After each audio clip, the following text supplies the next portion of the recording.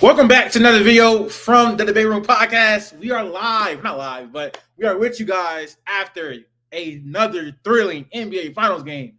Game 4 of the NBA Finals. The Pacers had the opportunity to go up 3-1.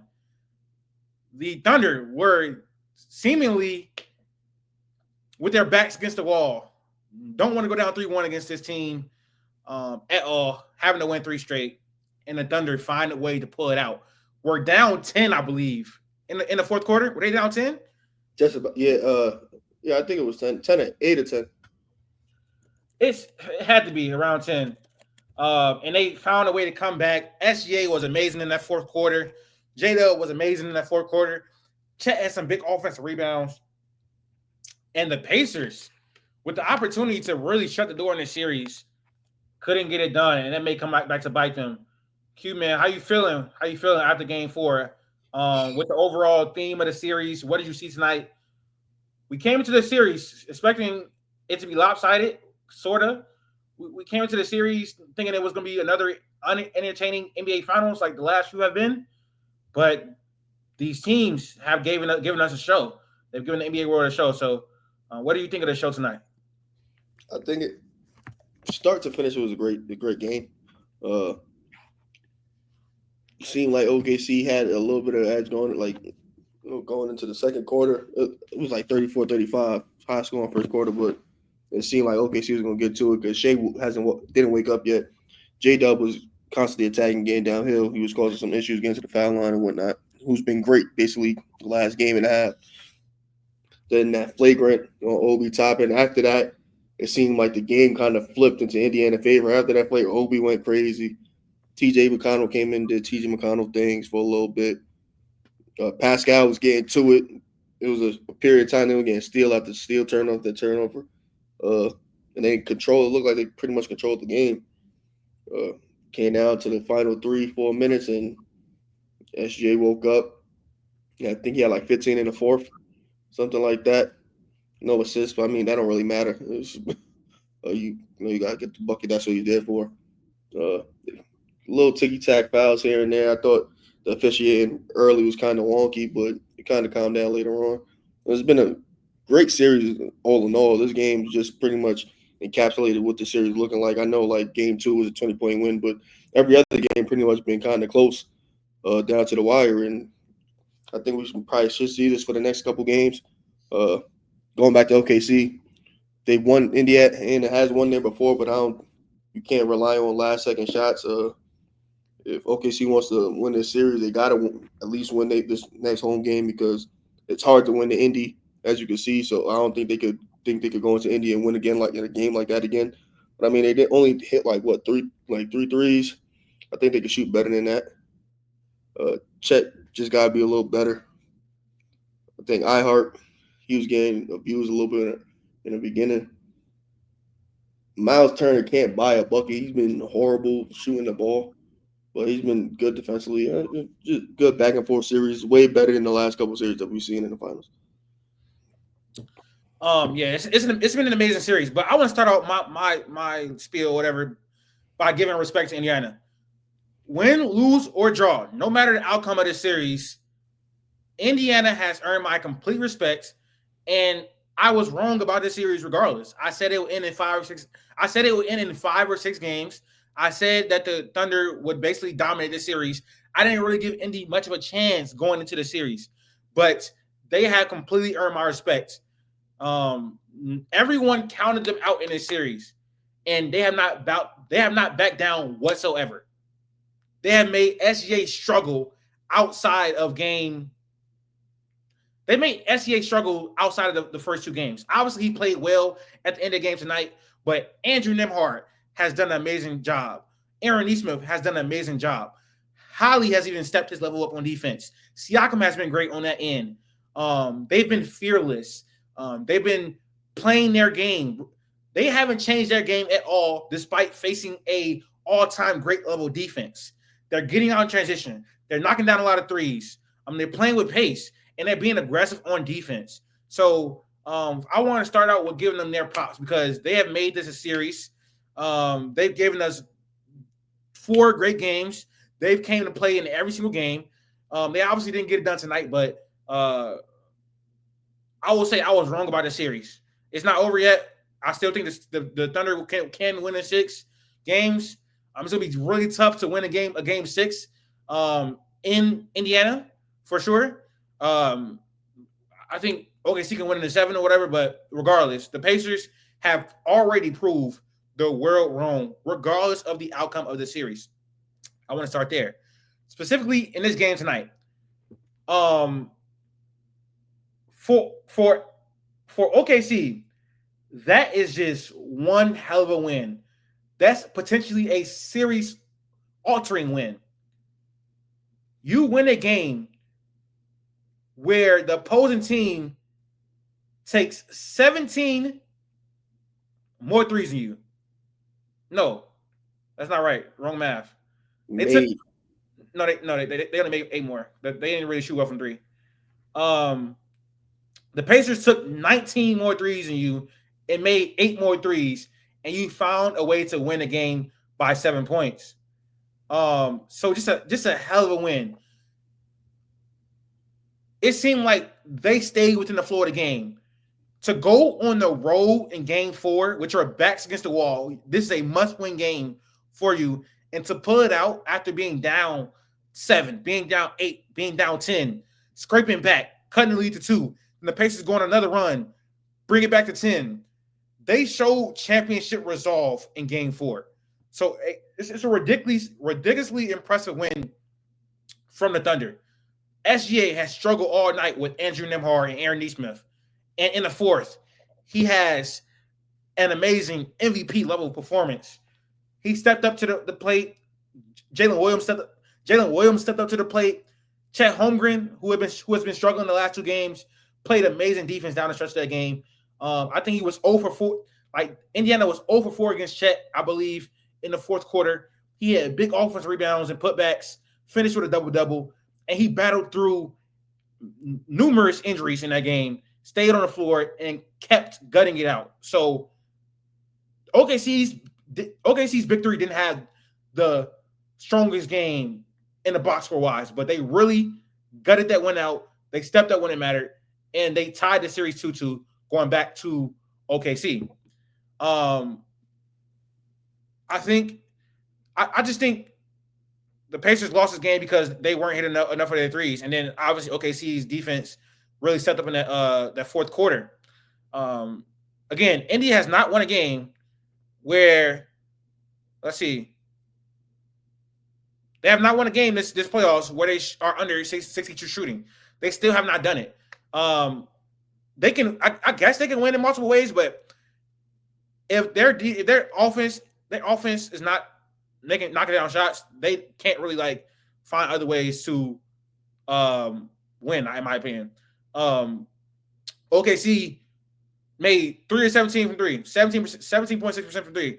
They won this game because they got to the free throw line a lot. They dominated into the paint. They played their game. They created turnovers. Indiana had 16 turnovers, and the Thunder had 25 points off turnovers. And Alex Caruso, we have to give him some real props. I've been saying he should start in the series since game 1. I know he fouls a lot, Mark. I know Caruso fouls a lot, but you have to start him. He's been your third best player he's been your third best player in these playoffs. He's played amazing defense. He's not scared to shoot. He can actually create somewhat with the ball in his hands at times. He can make sound decisions. He can push the ball in transition. You need to start Caruso. He's your most experienced player. He's been in the finals before. Kaysen is not ready. The double big lineup really didn't have no effect on this. It didn't change anything. That lineup is not good. It's just not. It's not really going to work in the series with like Siakam and Miles Turner on the court. I think the game started off. Hardenstein's defense to me was very questionable. They were attacking him at will. They were getting out of transition as well. I think that double big lineup is too slow. It is better for the boards though. I will say that. Yeah. OKC's offense is terrible this game. They won, but it was terrible this game. Not enough ball movement. Someone made the joke on Twitter like their offense is do that, Like that's their offense. Like it's Shea go get an ISO. It's J Dub go attack the rim. Like they live on too many mid ranges as well. So their offense has not clicked in this series yet. They found a way to win 2 games in the series, but they can play much better. Honestly, they don't shoot enough threes for one. They don't move the ball enough. It's too much ISO. It's too much posting up. Uh, it's too much all that, man. But they still found a way to win this game. So it was a pivotal win. I feel like whoever won this game was going to win the series. Obviously, I mean it's easy to say that for Indiana because they were up 3-1. But Game 4 is just such a pivotal game in the series. It's such a pivotal game because obviously one team got to be up 2-1. Whoever wins Game 4, it's the best. It's the best three now, and the Thunder get 2 games at home if it goes to 3. So I think the odds are flipped in their favor as of right now. But Indiana led this game for 35 minutes. 35 minutes. And the Thunder, they left for 9 minutes. They got it done, man. I don't know how much more is to say on Indiana's part. Pascal Siakam had it going in that first half, offensively, defensively. Followed up a little bit in the second half. He was great tonight. He's been great in this series. I think he's been Indiana's best player. I think Tyrese Halliburton has bounced back well since those first 2 games. He's looked more aggressive getting to his shot, getting downhill. He has some really nice drives against Shea. He has some really nice drives against Caruso, which I think is very impressive because it's Caruso. He had a few nice drives against Chet. So Tyrese Halliburton has raised his level in these last 2 games. He shot 1 for 7 from 3 tonight. His 3-ball wasn't going down. So he obviously didn't have his best game, but he's been better since the first 2 games. Obi Toppin has been amazing in these last few games off of the bench. I think he had 17 in game 1. He had 17 in game 1. He had 10 in game 3, and he has 17 again tonight. He's been a really big energizer off the bench. OKC has went small with him on the floor, and he's abused their lineups on the offensive glass. He's getting out transition. He's confidently making threes. The Pacers, I really don't feel like the Pacers played bad tonight at all, to be honest. Like they played a good game. They at the end there, they offense just could not score. But really good games from Obi Toppin. In their bench, they had 30 more bench points tonight. TJ McConnell 8 points off the bench. Bennett Mather 8 points off the bench. We'll get to him later for what he did at the end of the game. But the Pacers feel connected. They feel confident. Like you can tell, like, they don't care about being underdogs in the series. They never cared about that. They came into the series confident that they can actually win it, and they're playing like it. But really big kudos. It's really hard to win Indiana, and so the fact that the Thunder were able to split there, that's really big for the series, man. It really is. My last thing on the Pacers, man. Let me see. Let me look at these stats. I'll look at these stats real quick. Dang. I rebounded them by 10 points. Wow. Man, they had the game in the palm. They had the series in the palm of their hand. The Pacers had a pristine opportunity to close the door in this series and really put the dagger in OKC in game 4. Up 8 to 10 points with about like 4 or 5 minutes left or whatever. Controlled the game for 35 minutes. This loss could come back to bite them, Q. It really could come back to bite them. Like, this is a game you damn near, you needed it almost. Obviously, you still have opportunities to win a series, so you got to feel good about that. But when you look back and maybe OKC wins the finals, it's like, damn, we had an opportunity to go up 3-1 at home, up like 10 with like 5-6 minutes to go, and we couldn't get it done. This one dead ass might come back to bite them in the long run though. So what's your you said OKC went 3 straight before this game. They still went 3 straight? Yeah, cause I anticipate them winning a home game.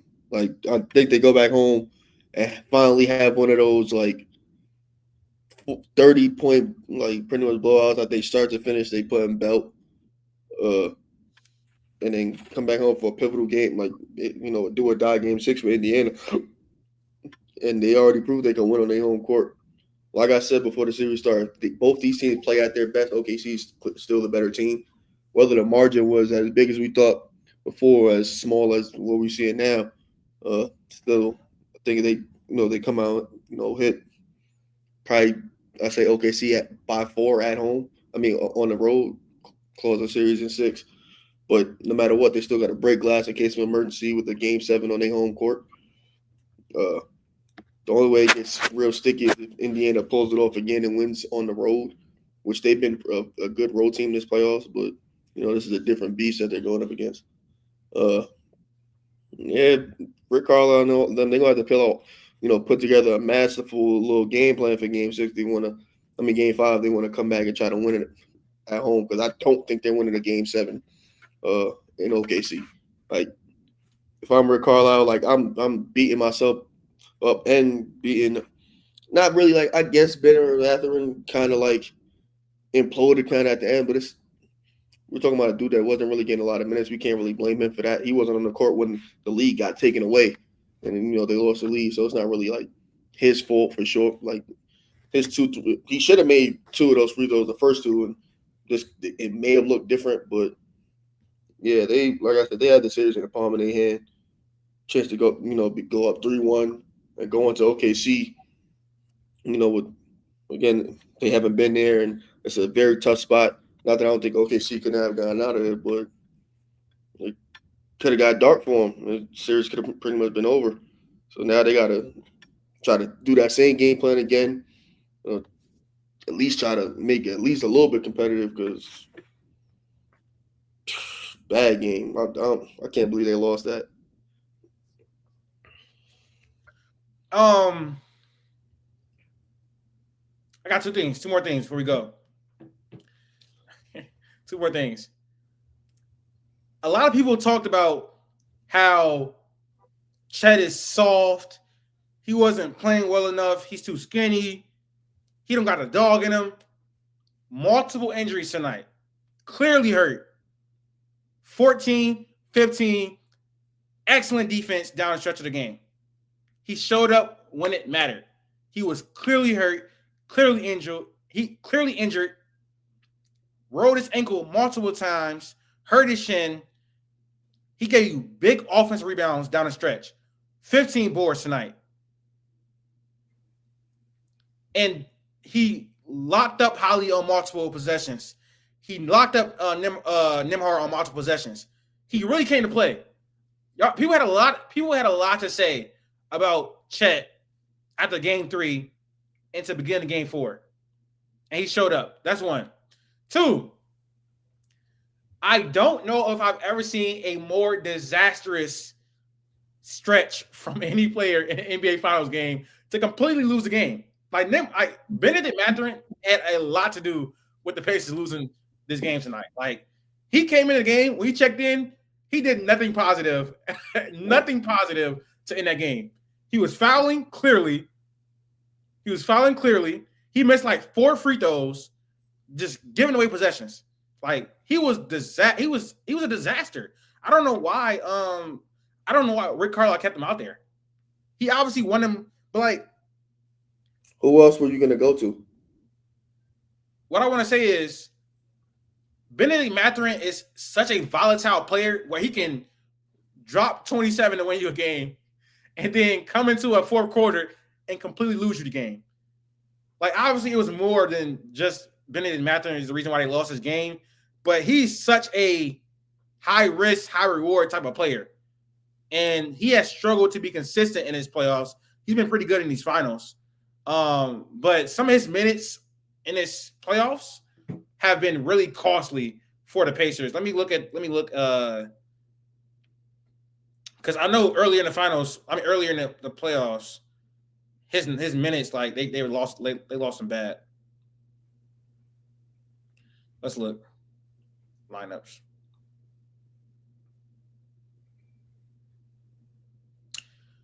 With Benedict Mathurin on in these playoffs, 300 minutes. The Pacers, the Pacers have a negative 4.8 net rating, and they have a plus 6.7 with him off the court. Obviously, he's a bench player, so you got to take that with a grain of salt. But they just haven't been winning his minutes. Him as an individual player, I think he's played fine. Like he's averaging 11 on 67 true shooting. So I mean, it's not like he's playing bad offensively, at least. He has a 70.4 free throw rate in these playoffs. He's been drawing a lot of fouls, but he's just such a volatile player. He's been efficient. He's been effective as a scorer, but sometimes his defense has been so costly, and his decision making has been so costly at times for the Pacers. Like he's averaging a turnover in 16 minutes and no assists, like 0.8 assists. So you know what they say about low field wings, man. But you got anything else, man? Oh man, Game 5 is what, Sunday? Monday. Oh, they got 2 days off. Yeah, yo, this is the only game where it was like I had a quick turnaround, but Obi Toppin, I know he's mad because after that flagrant, like he really was putting on. Like when I tell you putting on, he was putting on. Block shots, steals, put back dunk, another dunk off the baseline, three steal. I'm like, yo, I was there going crazy. I'm like, they gotta win this game. Like that's not a game that you lose. All that hype, all that momentum, and you lose. Momentum really might not be a thing. I don't know. I don't know, bro. It might not be. Yo, oh, it's the wrong game. I'm looking at the wrong game. Let me see. Shea had 35, 3. He had 3 steals and 1 block, so that's cool. 0 assists. Man, the mid-range shot is the worst shot in basketball. I don't care if you're good at it or not, bro. I promise you. Huh? I don't care if you're good at it, bro. The mid-range is just the worst shot in basketball. I need Shea to get a pull-up 3 immediately. What the You just said that out of nowhere. Alex Caruso, man, 20 points, 3. He had 5 steals and 1 block. Oh my God. Yeah. This is my last one, man. If the Thunder want to win the finals, Mark Daigneault, I'm talking to you. Start Alex Caruso. He fouls a lot. Sure. I get it. He's been your 3rd best player in these playoffs. In the biggest game of your season, 20 points, 5 steals, 1 block. He saved your season. Starts him. He is the most experienced player on his team. He's already played in the finals. I remember in Game 6, Frank Vogel started Alex Caruso. He had a major impact in why they won that 2020 NBA Finals. Mark Daigneault, this is your moment to do the same thing. Let's go get this championship, baby. Let's go to this championship, man. Come on. That's it. That's all I got. Game 4 recap. We love y'all, man. See y'all after game 5. And then NBA draft coming after that. Stay tuned. Love y'all. We out.